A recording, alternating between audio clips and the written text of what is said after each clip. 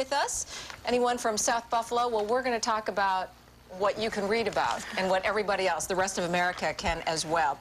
Chestnut Ridge, Cazenovia Park, the small boat harbor, and Allentown are just some of the places that Michael Maccalupo's new book, Where the Road Begins, takes place. Now, it's about a boy named Hap growing up in an Italian family in South Buffalo in the 1950s and 60s. Throughout his journey through life, he experiences friendship, broken trust, loss, and in the end he realizes that his life is anything but mediocre. And Michael joins us right now. Where the Road Begins. You are an educator. That's how you are. You are still, because you're teaching us about South Buffalo. Sure. When did you start writing this book? And it was a fast write for you. It was, and I dedicated my whole day to do it. I started January 2nd of this year, and I finished probably early to mid-July with the writing, rewrites, editing, by help with other people. But I would work 10, 14 hours sometimes a day. I was fortunate. I retired the previous year and took a little break from work before I started, and my wife worked one more year, so that left me home alone to do this, except for Mondays where I babysat my grandchildren. The rest of the week was writing and research. You grew up in South Buffalo. I did, yes. You're transplanted, you now live down south. Why did you choose to write about it? I think the longer I've been away from South Buffalo, the more I think about the good things about it.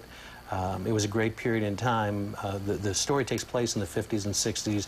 The boy in the story is not me, but he, you know, I was told, you know, every author, their first book is autobiographical, so there are some autobiographical things in there. When you go back now, you know, years later, has it changed to you? Because a lot of people say a lot of it stayed the same down there in South Buffalo. I know I have family down there now myself, and they're pretty proud of keeping it the way it was. Yes. As a matter of fact, I was on my way somewhere the other day. Well, it was actually to a book signing, and I stopped in the old neighborhood because I was on the Skyway, and got off at Tift and went up to the old neighborhood. And I've been there several times since, and it has changed. But the people are still the same. I still have friends and relatives and their children. I was having a few beers at a little party with a nephew of mine. Well, all right, in South Buffalo was more than a few. I've slowed down. He hasn't. And he's Irish. If you're not from South Buffalo, can you still enjoy the book? Do you feel that anybody can relate to it in some way? Yes, very much so, because the kinds of humorous things that the children in the story do as they're growing from kindergarten through high school graduation are the typical things that kids do.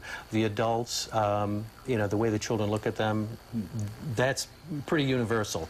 And the tragedies that happen are typical things that happen, and so there is that meld. So far, what's the reception been for you having chosen South Buffalo as the setting? Do you find people are asking you why, or just saying, you know, that was great? I've had both questions, really. Why did you choose that? And a writer, I think, should start with what he knows or she knows, and that's what I did. And as I said, South Buffalo and in that time period, in that place, was a great place to grow up. And I've lived other places, which I think has helped me to see. Because if you're always there, you don't appreciate what things are and how things are.